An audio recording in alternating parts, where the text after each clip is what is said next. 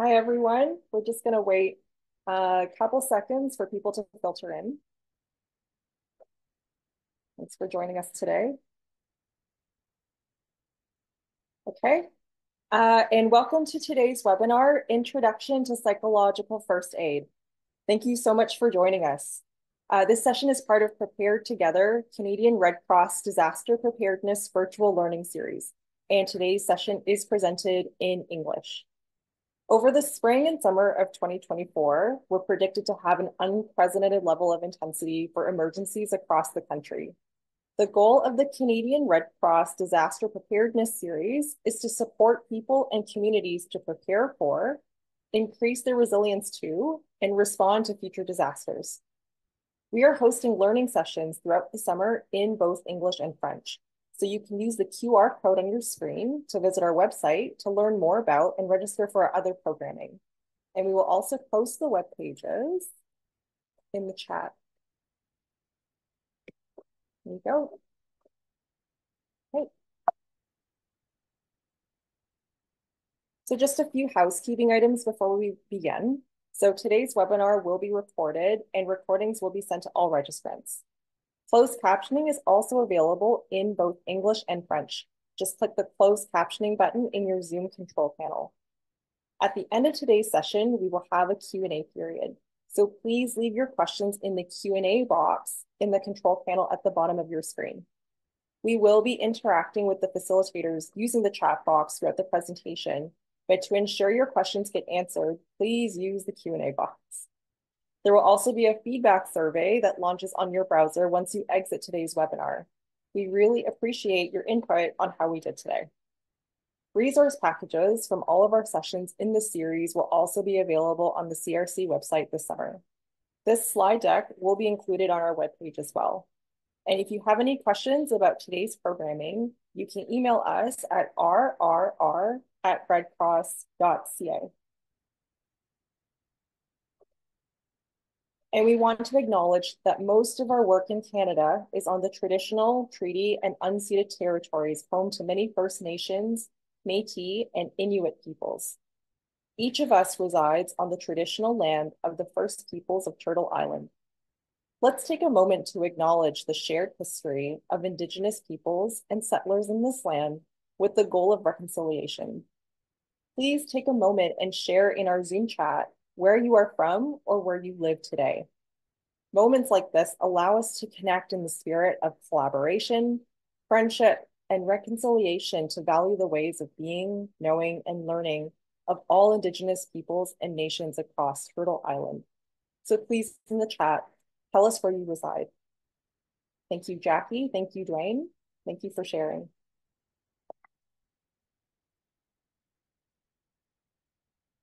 The International Federation of Red Cross and Red Crescent Societies has seen fundamental principles which we also honor in Canada. Interestingly, these principles align with the Indigenous peoples of Canada's 7 sacred teachings. Where I reside on the traditional territories of the Anishinaabe peoples, these are also known as the grandfather teachings of wisdom, love, bravery, honesty, humility, and truth. And thank you, Linda, for sharing where you're from as well. So without further ado, I'd like to introduce your Canadian Red Cross presenters for today, Madeline and Jackie. Welcome. Thank you so much for presenting today. Hello, everybody. My name is Madeline. I'm calling in today from the unceded territory of the Musqueam, Squamish, and Tsleil-Waututh First Nations. I am a capacity building officer with the Canadian Red Cross. I work on the mental health and psychosocial support team, and my work consists of supporting the training and preparedness of our staff and volunteers to deploy into communities. I'm also a psychological first aid instructor. And what I love about PFA, also referred to as PFA, the acronym, is that it's accessible, it's simple, it's adaptable, and I really appreciate the idea that anyone can use it. It's a non-clinical approach, and we can use it on ourselves and others. And I'll pass it over to my colleague, Jackie. Thank you, Maddie, and thank you, April. Good afternoon, everyone. It's beautiful here in the land of the Three Fires Confederacy, Wasaga Beach in Collingwood, Ontario. My name's Jackie. I'm a senior manager of mental health and psychosocial support, the national team with the Canadian Red Cross with Maddie. We work very closely together. We both value psychological first aid, as do Vicky and April, who are hosting these seminars. It's something we're very excited to talk about today. And we think if we could have everyone in Canada learn how to apply psychological first aid, we'd be ready for pretty much anything. Anyways, thank you for coming. And please join us in this presentation.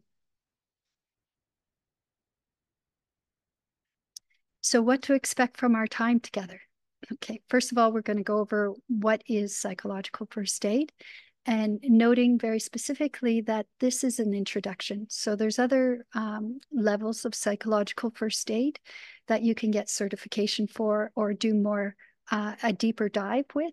But today is an introduction, and it'll be great to sort of bring these concepts to you through the key factors of psychological first aid. That's the second part.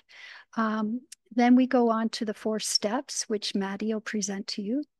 And then we talk about supporting individuals and communities. So that'll be when I come back to talk to you about that.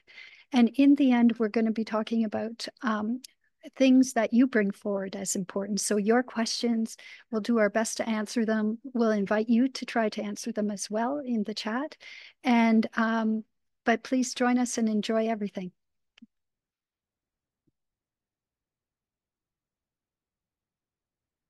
So, what is psychological first aid?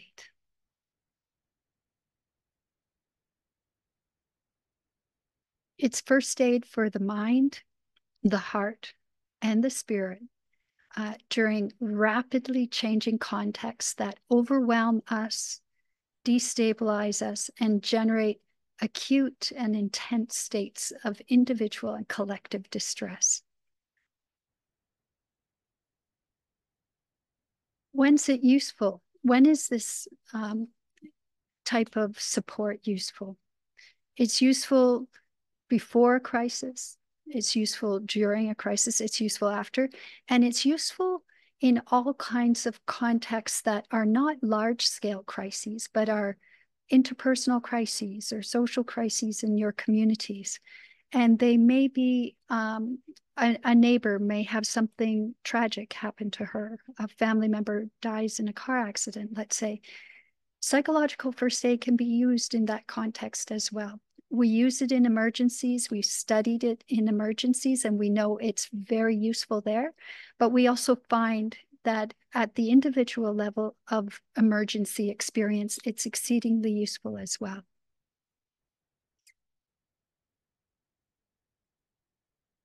And who can benefit?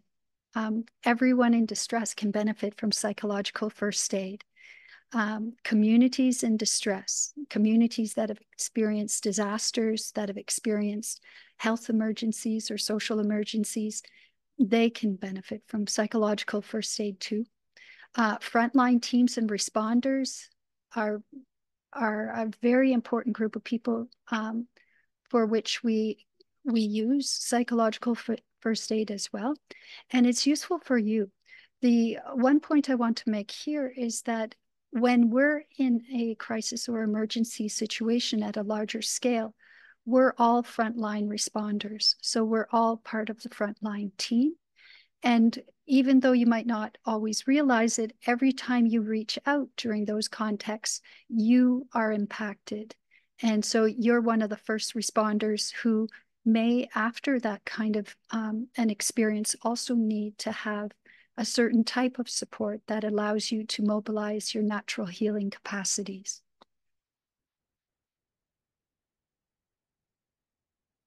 So let's talk about what it is and what it isn't. So what it is, it's a single and it's a standalone framework, meaning that you can have one contact with a person and do all of the things that are important for psychological first aid.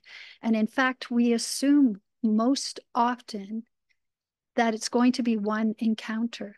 And the reason why we do that is because in an emergency situation, usually everyone's impacted. So we're trying to have contact and steady things up for the whole population.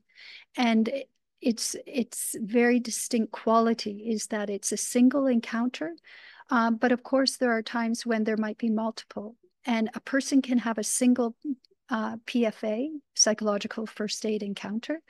At the peak of an emergency, like day one, they can have it 3 or 4 days later around a different kind of situation or urgency. They can have it 3 months later, and it can occur, years later as well. It's very comprehensive. It meets immediate needs, and that too distinguishes it from others. So it's actually an action-based support. So we're trying to solve problems together, and we're also trying to help stabilize, support, and encourage people. It's a non-intrusive encounter, and this is very important. It's not an encounter where we explore the personal details of the experience, the collective details of the experience. It's a place where we receive people and we let them talk about their experience, their way, their words at their pace. It's a program. So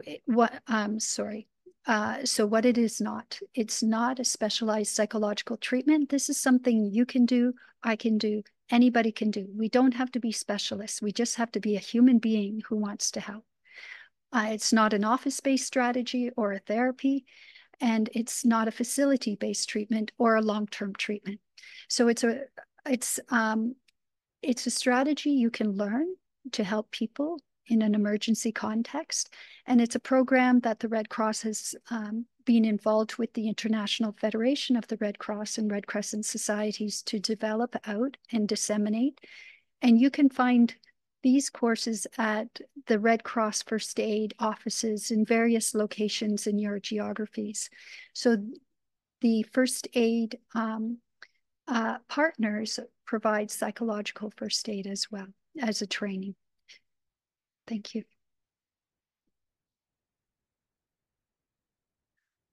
So let's think for a moment before we go on to the next part. What kinds of situations or events can you imagine psychological first aid would have been useful for you or someone you know? Or maybe you've used it yourself in a context. Please offer your thoughts and reflections about that in the chat.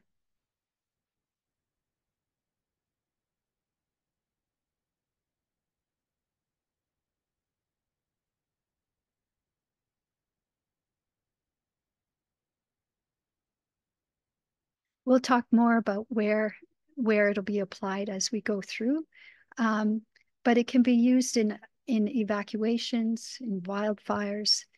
It can be used in at times when somebody's in a lot of distress and there's a lot of emotion all over, and it can be used during a fire. It could be used when there's kids in the middle of a fight. It can be used in all kinds of ways. So it's really important to know that it's something that's really agile and very useful.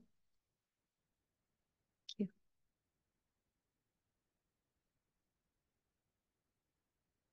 I noticed that there's a couple more additions in the chat here. So after a big fight with someone, after the death or surgery or a medical appointment, in all of those cases, absolutely.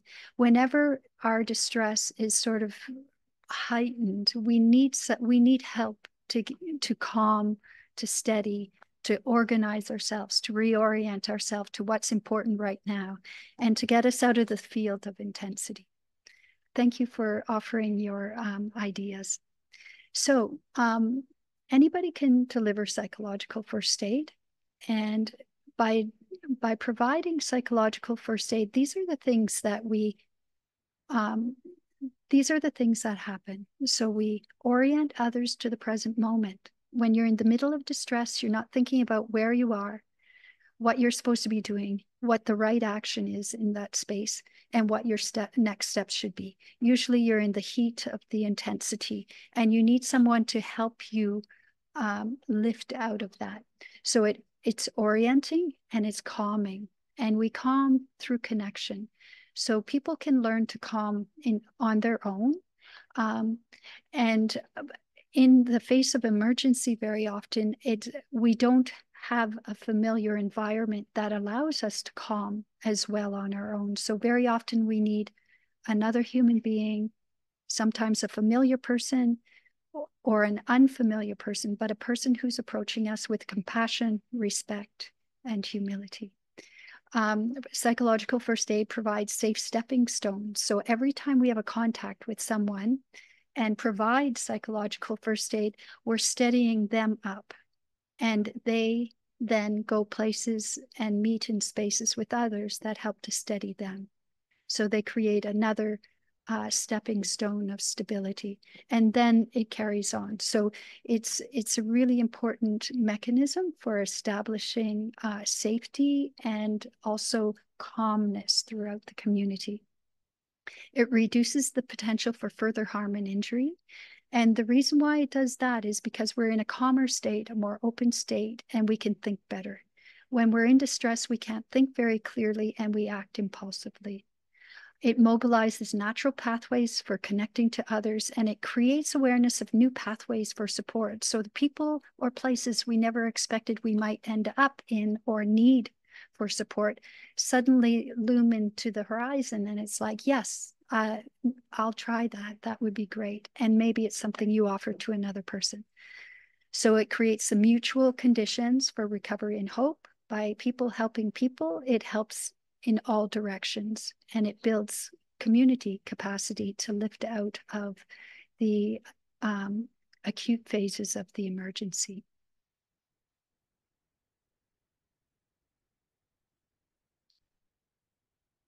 Very importantly, psychological first aid is very person-centered, meaning it's the whole person that we're approaching. We're not approaching with specific ideas about what we should do when. We're approaching the person, listening and learning from them what their experience is. And in that way, because it's a whole person approach, it's open to all of the differences and diverse needs of people across the whole spectrum of experience. It's also very developmentally respectful. So we're developing throughout our lives from birth to the point of our own dying. And in that way, there's changes that happen all the time. And because it's a whole person approach, it can modulate itself in relation to the person that's standing before us. Thank you. So what does receiving first aid for the mind, the heart, and the spirit look like or feel like for you? When you think of it, what comes to mind? And how do you think that would help, or how do you think that would hinder?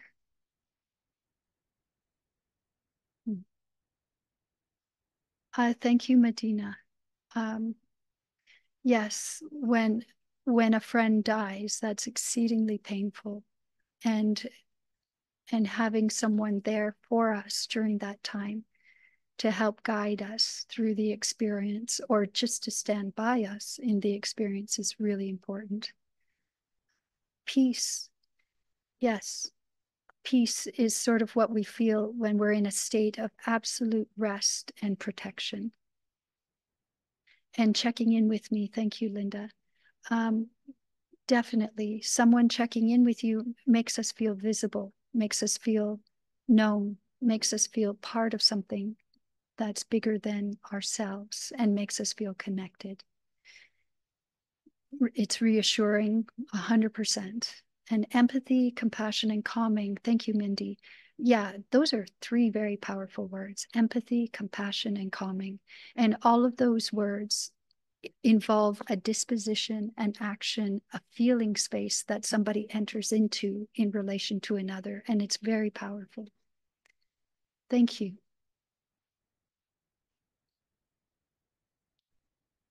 So what are the key factors in psychological first aid?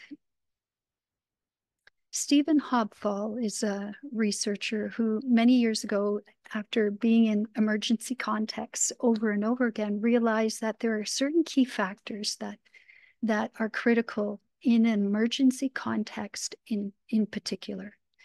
And they are to promote safety, promote calm, to recognize self-efficacy and community efficacy. And what that means is to remind ourselves and to remind others in the moments of their distress what they've done and what they're capable of doing now. And also being mindful of titrating it or modulating it to the capacities of the present moment. Promoting connectedness is essential for any long-term recovery in any community, family, or friend world. All of these things together instill hope. And that's a really important thing. Having hope allows us to do the most challenging things in the face of massive change. And having the energy and the will that hope provides us with is essential to our recovery, to taking the next step. Thank you.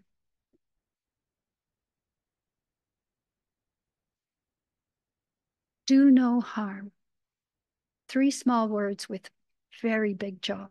And do no harm is an overarching and very high principle for the Canadian Red Cross and for many people who work in many other organizations that are involved in helping people. In terms of psychological first aid, what we recognize in terms of harm is that every encounter with a human being has the potential to be harmful or not harmful.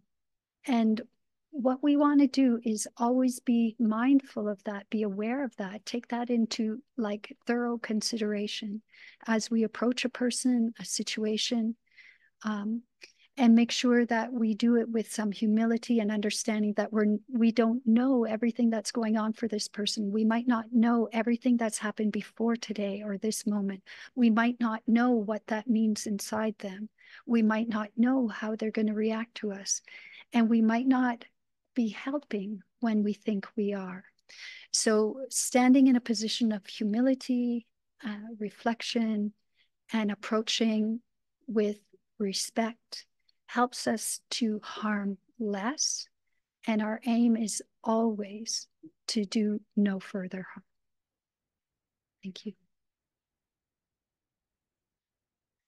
So the key principles in doing no harm are: 1, doing everything you can to ensure safety, and keeping in awareness that safety is not only a physical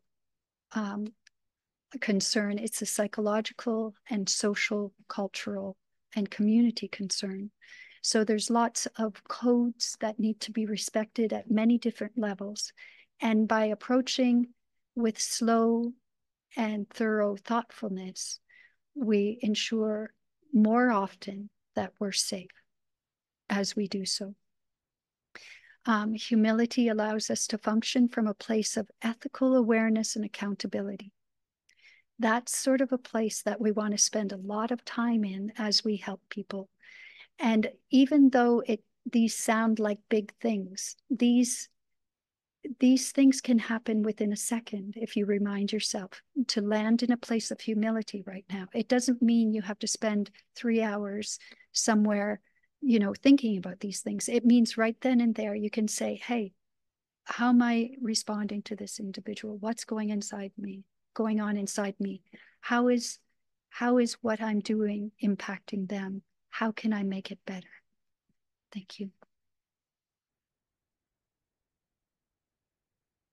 So these are the key concepts under the do no harm principles in psychological first aid: respect, dignity, integrity, empathy, and protection.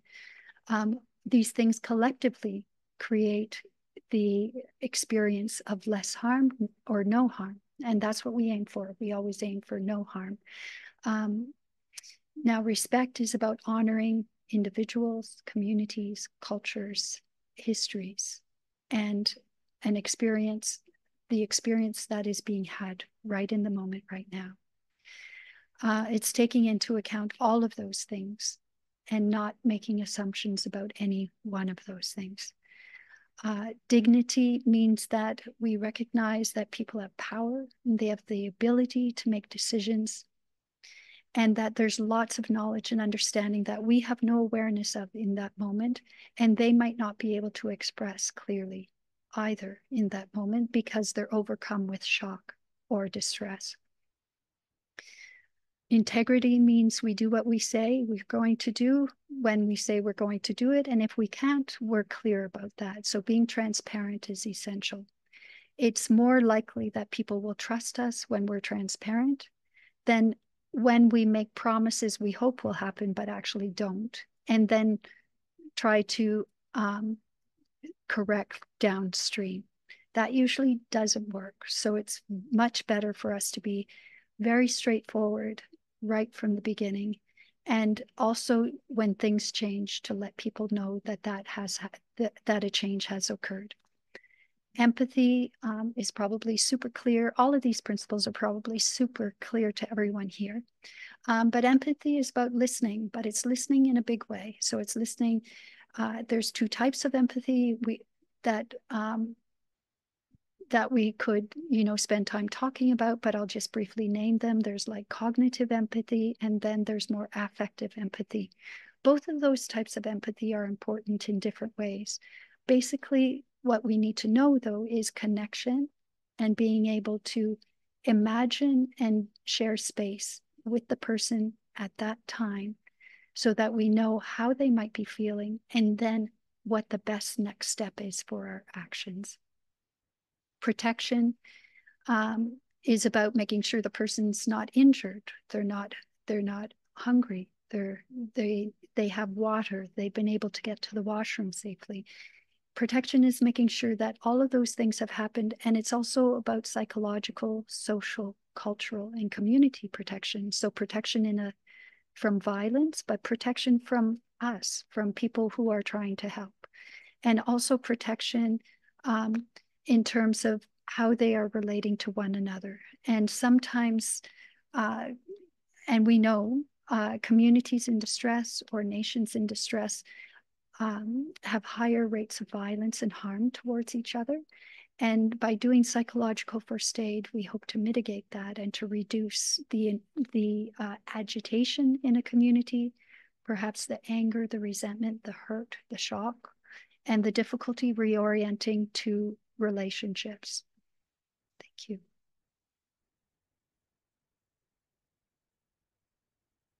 So let's think about this. How can we keep humility at the front of our efforts when we're helping others? What comes to mind for you? What comes to heart for you? What stories do you think of? Is there anything you would offer us today about this? And please do in the chat.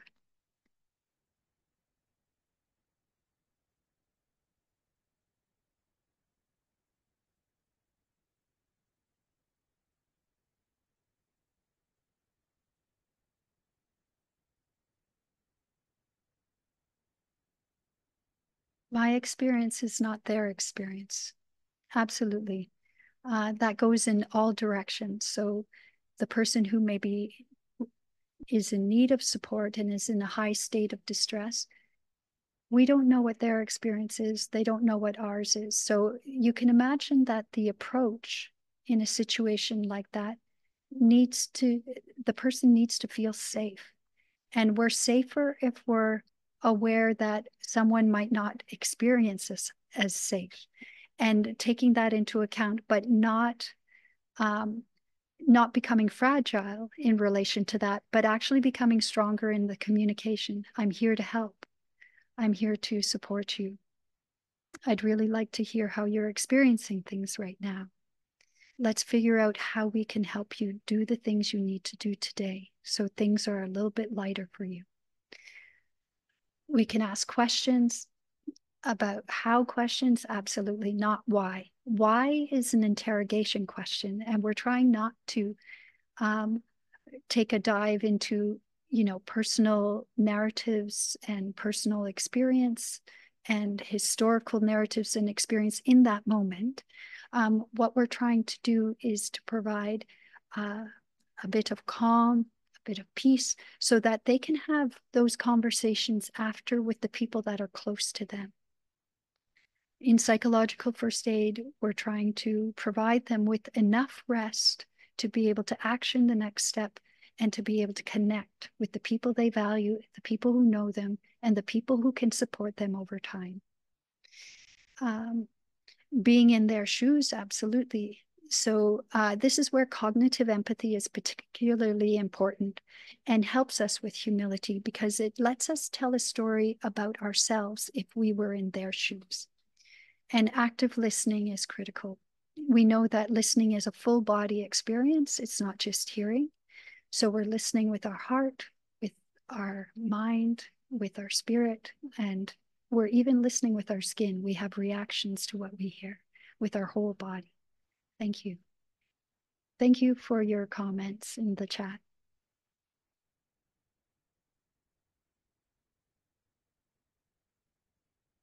I'll let Maddie move on to the next section of the presentation today. Thank you. Thank you, Jackie. We're now going to explore the 4 steps that make up psychological first aid. So these are look, listen, link, and live. And I'd like you to think of these steps as a cycle. And we're going to be diving deeper into each of the L's of the cycle in the upcoming slides.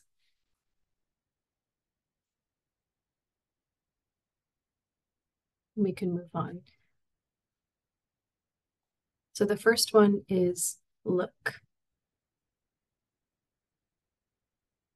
How do we know if someone needs support? We can start by actively looking around. We can be looking at the person. If there is a person you feel that might need support, we're looking around the scene and scanning the environment, and this all helps us to determine initial emotional and practical needs. Remember that we should only approach if it's safe to do so, and ensure that the space is safe to enter and not causing that further harm to the person or to yourself. When we're looking, we can observe for the following. Perhaps the person is crying, they may be pacing back and forth, or the opposite, they could be frozen in place. They could be isolated on their own, not near any community members. They may look scared or overwhelmed. So we're looking for these visible signs that someone might be in distress. And these observations can provide us with an initial sense of their current state of emotion. When approaching, it's important to firstly identify yourself and to make a connection. You can start with simple questions to guide the conversation.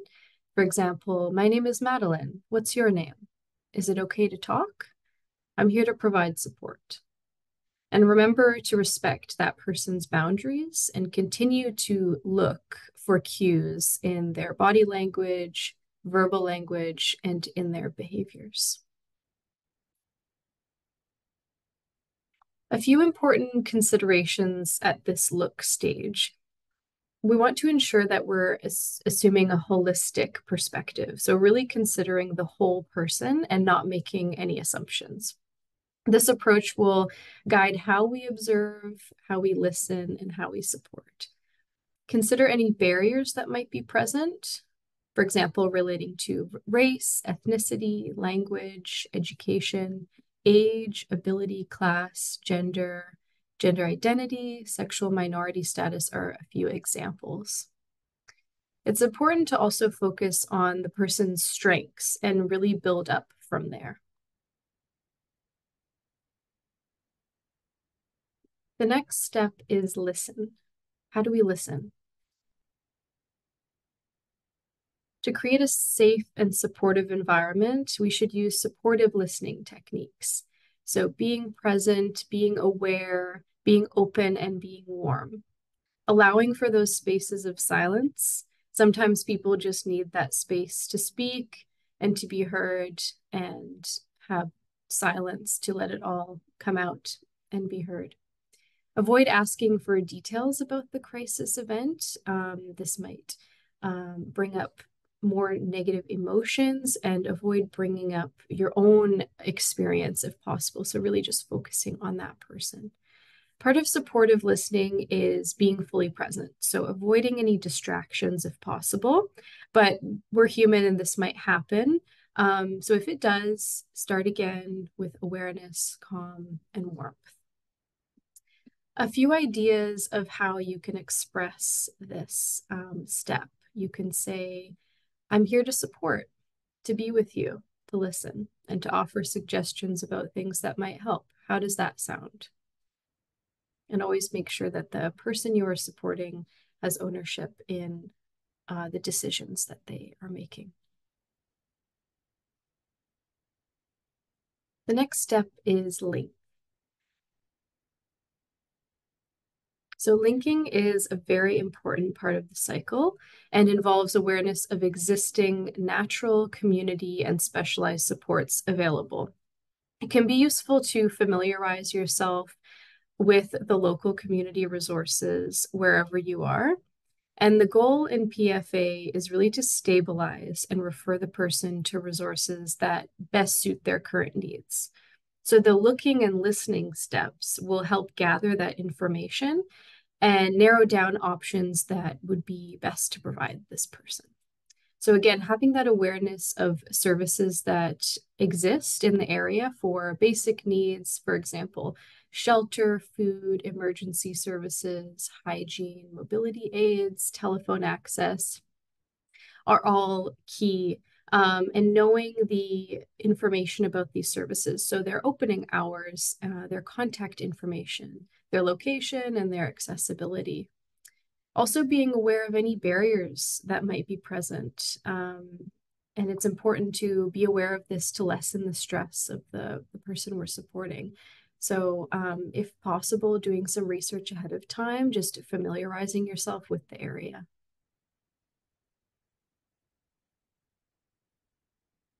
When linking, some verbiage we can use are, there are supports for, you can get this support by, are you interested in this support?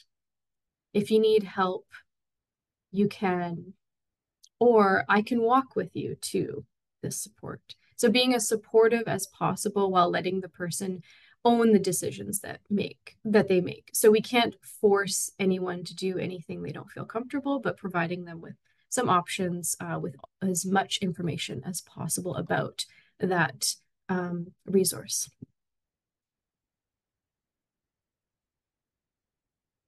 So a few important considerations when linking. We really want to ensure we're providing them with information from trusted sources. So again, doing that research ahead of time and making sure that you confirm that the organization or service that you are providing does indeed provide and is currently active in providing those supports as advertised and is reputable. And we mentioned this earlier, but considering how marginalized, stigmatized, and minority groups experience different accessibility burdens. So thinking about what support or direct assistance might be required depending on the person. And thinking again about those basic needs. So this could be charging stations to access technology, internet, community hubs, safe spaces. Perhaps someone is looking for a family member, so direct them to a missing persons hub. And lastly here, we don't want to overwhelm the person. So all of these resources are fantastic, but we don't want to add more overwhelm to how they might already be feeling. So choosing appropriate resources and relevant resources. And this might just be starting with one critical resource that suits their needs in that moment. And then if they're interested in more, we can work with them to provide them with more. All right, and the final L in the cycle is live. So this is really about establishing the momentum for individual and collective healing and resilience.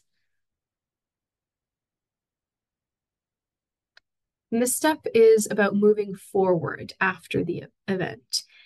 When linking, we're providing those natural supports to the person. So this could be family, friends, community groups, or services.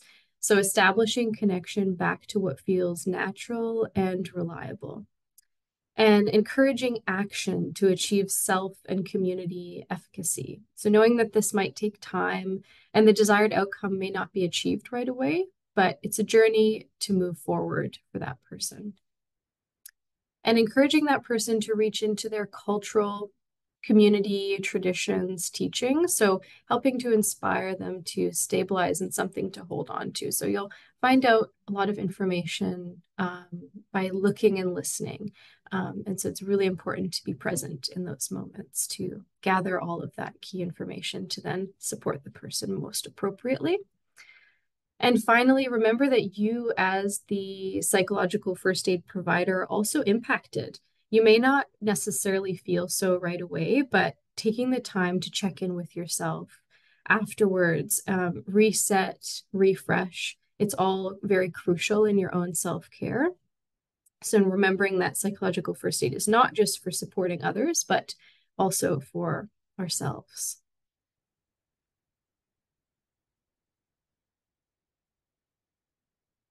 All right, and a few things to keep in mind here.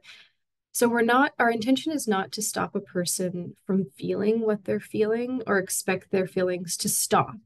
We're really there to support them, be present, and proceed with next steps in their healing and link them with appropriate services.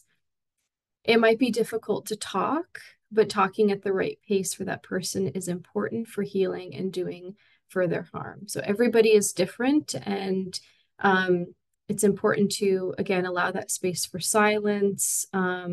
You'll discover the way that that person prefers to communicate as you go on. And so make sure you're checking, the pace that you're talking, your body language, all of that.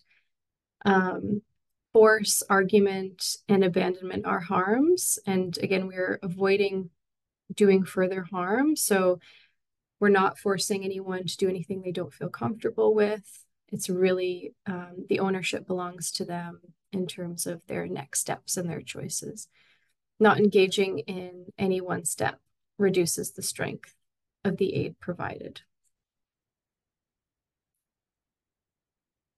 So we have a question here for you to reflect on, and that is, what do you imagine would be difficult when providing psychological first aid to another person?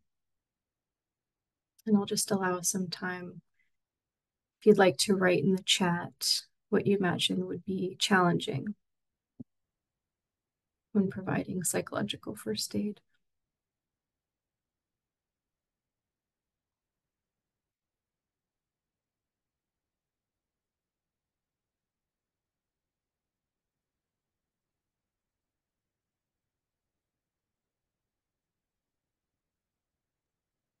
Maddie, while we're paused for a moment, I just wanted to note and thank Jane for earlier mentioning backstories. Like, we don't know the backstories of people, and that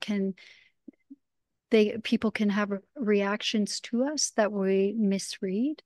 And also there was another very important point made by Sarah, which is careful approaches in communication. So this is very critical in terms of not being too cavalier or too casual, like actually putting thought into how you're thinking and how you're expressing yourself in that moment. And you can do that when you slow everything down much more easily. Thank you. And Maddie, I do see there's some comments in the chat. Do you want to go ahead? Yes, thank you, Jackie, for having a look at the chat there, and absolutely about people have backstories and history that we're not aware of. And so that's the importance of looking at the whole person and not making any judgments and checking our biases. So a few things here. Mindy mentioned someone who's very aggressive. Yes, it could be very challenging trying to support someone who has those types of behaviors. Self-care. Yes, as I mentioned, the self-care aspect. So making sure you are, you're feeling equipped and safe entering this type of situation. And afterwards, making sure you're caring for yourself. It could be quite daunting entering a situation like that, wanting to rescue them from the situation. Extreme anger, yes, so those behavioral issues. We may be affected by others' trauma. If you are affected by some trauma, absolutely, we may see some of what they're experiencing in our own past or current state. Someone who's hesitant to take the next step, being an action person would need to keep that in check. Yes, fear. These are all really excellent points. And it's important to realize that, yes, this is can be quite daunting to go and support someone who is in that state of distress. But, the best thing in this situation is really just go ahead and start that conversation. This is a way that you can build confidence, check in with the person, because you want to take that risk and see what you can do to support them. So just having that initial conversation, are you okay? Is there something I can do to support you? But these are all very normal reactions that you've entered in the chat. So I appreciate those comments. Thank you, Maddie. Maddie, I just want to say a couple of things about the comments that are really important here to add into what you've said already. And when somebody has extreme anger and serious mental health distress that emerges in that moment of collective distress or even just personal distress, and you're the person who's trying to help, one of the best things you can do in that situation is to say to the person, I'm here to help. I'm going to stand over here. I just want you to know I am here if you want to talk about anything. And then you just give them space. And what you have to do at that point, you're looking at the surrounding environment, who's affected by this, and trying to navigate their distress without it activating the person who's agitated, angry, or experiencing an overload of mental health distress. So we want to give them space, but also protect the perimeter and make sure that the people who are maybe in that space have a way of turning their attention towards something else, and also maybe moving away from that particular area. So it's sort of a different kind of encounter at that moment, but the big signal is to let them know you're here, you're giving them space right now, and that you're gonna be around for the next half hour, let's say. So give them some clear signaling, and then give them space and leave it up to them. As Maddie and all of you have indicated, autonomy is important, and being able to self initiate is really important. So thank you. I'll go on to the last section and try to bring in some of the other comments that I see in the chat here as I do so.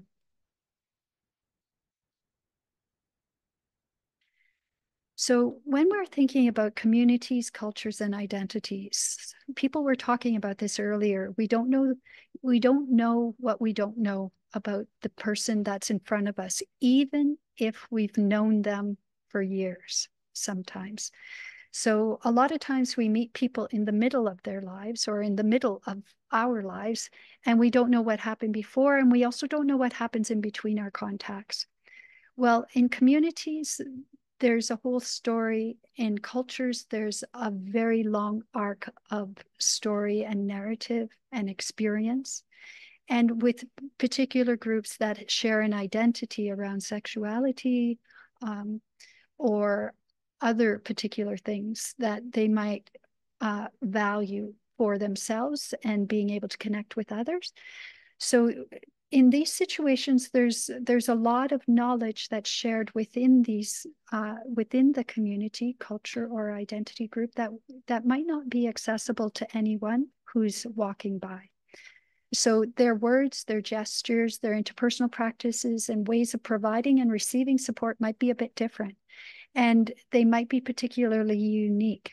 And that knowledge may need to happen from inside that group. So you might not know it from outside. So psychological first aid Our guidance that we receive as people who provide it at the Red Cross is that we need to have contact with the cultural, the community, or the identity group leaders, or people who are the ambassadors, let's say, the metaphoric or the actual ambassadors for the group, that come and talk to people who are on the periphery of the group and let them know how they can engage in ways that support and do less harm. So being cognizant of the fact that there are things we don't know helps to reduce the potential for harm and ensures that we reach out to the right people in the right way at the right time.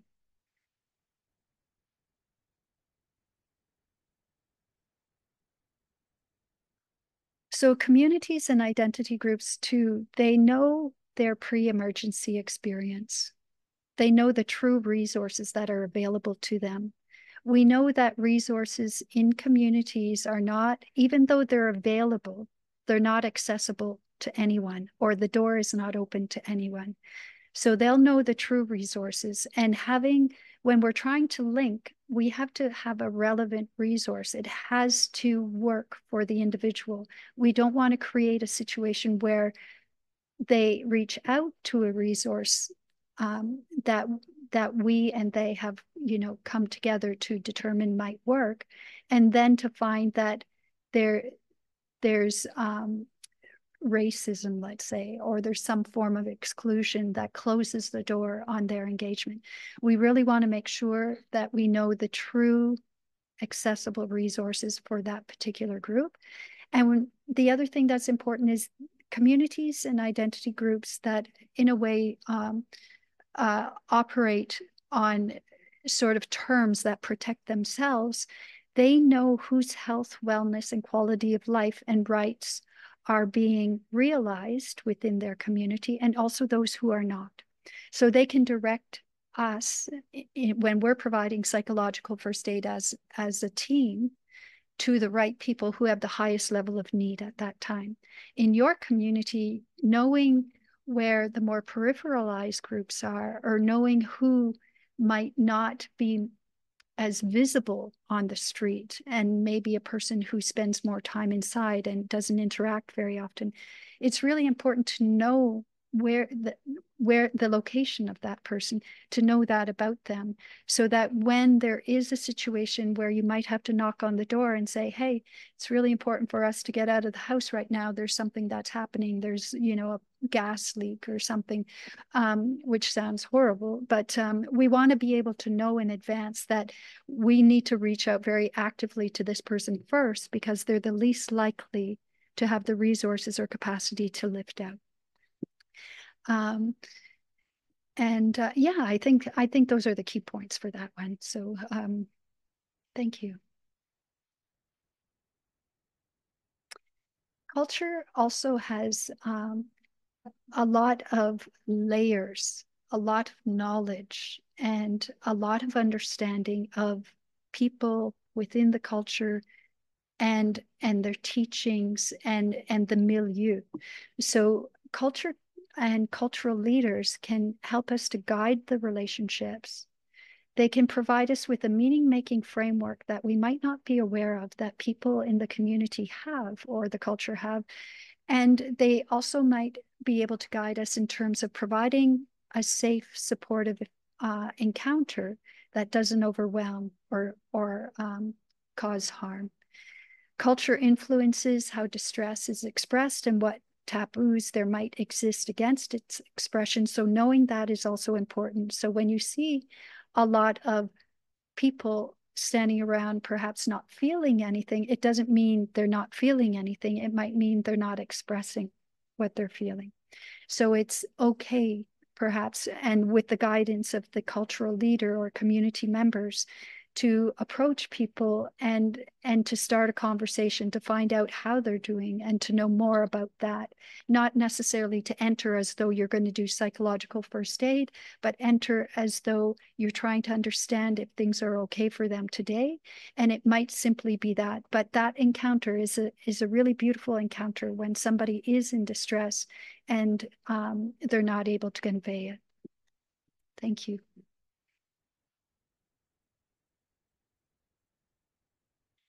So creating stepping stones for a person or community. So meaningful actions and activities stabilize social connections and build pathways through the emergency experience. This is really important. It's so subtle. Every time we have an encounter with a person through psychological first aid or checking in, simply checking in, what we do is we create sort of a moment, a location, a center of calm right there, even if it's fleeting. And all these collective contacts create these collective moments of calm, but also these collective sites or locations where calmness happened. And people, these are the pathways towards healing, towards health, towards recovery, towards remembering who we are and what we're capable of doing. So these are the stepping stones, your action, your engagement, your reaching in and reaching out to people in a community and outside of it is what helps to build those stepping stones of calm, stability, and engagement.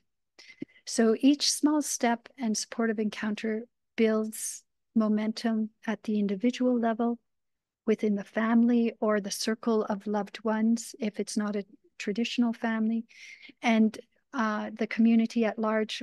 It builds the momentum for new conditions of adjustment and change. And it helps to bring people together to make the changes collectively, slowly, and step by step, bringing the horizon into just making it through a day, through the next hour, then eventually 3 days, then eventually the next week, and then eventually planning for the next month. Thank you. Please share in the chat what would be the impact if the person providing you with support in a very terrifying situation was a person who spoke your language, who shared your cultural story and history, and was able to communicate with ease and understood when something was too much, and also understood when you were saying yes.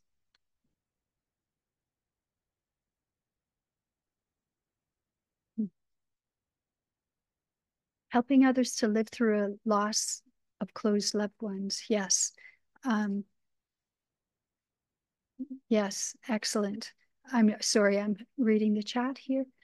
It would create a sense of trust and caring for Jane, a sense of comfort and ease, able to see eye to eye, heart to heart, mind to mind, spirit to spirit.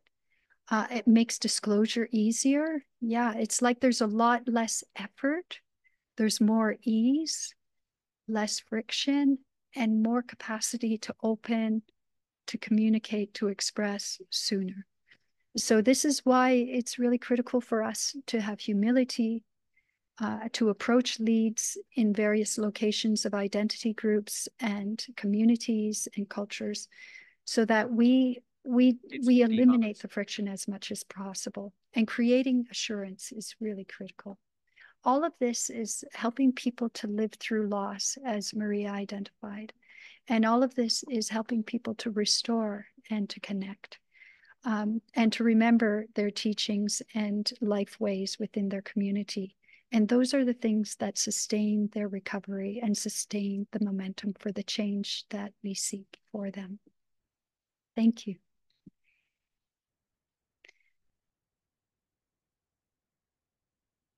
Now, we are at time here, but we do have a few, we can spend a few more minutes. We'll ask one last question here, and you can just say whether you think it's a good idea or not. But what do you think about our aspiration to encourage everyone in Canada, Turtle Island, Northern Turtle Island, to become a psychological first aid responder? Let us know what you think in the chat. And if you have to go, carry on. It was great to have you with us today.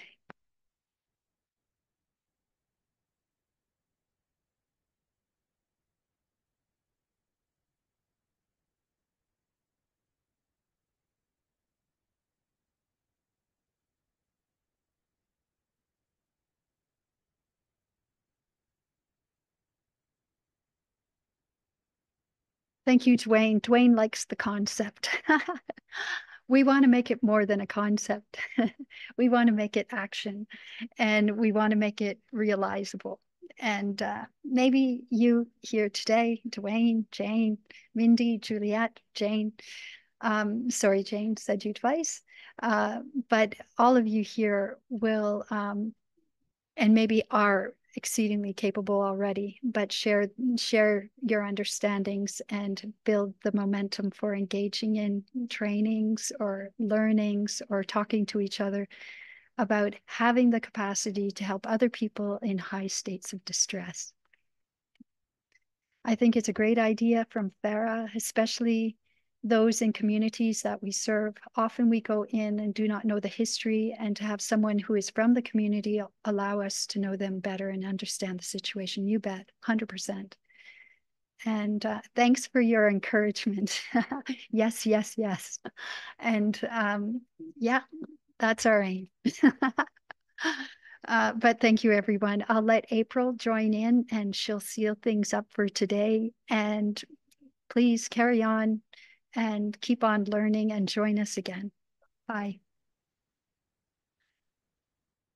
Thank you so much, Jackie and Madeline, for that excellent presentation, and for everyone for joining us today. And apologize that we ran out of time for our Q&A, but if you did have questions for our presenters, please email us at rrr@redcross.ca. I just put that in the chat, and we'll make sure to get your questions to both Jackie and Maddie, and the recording and the slide deck will be shared on our website, and we will send it to registrants as well.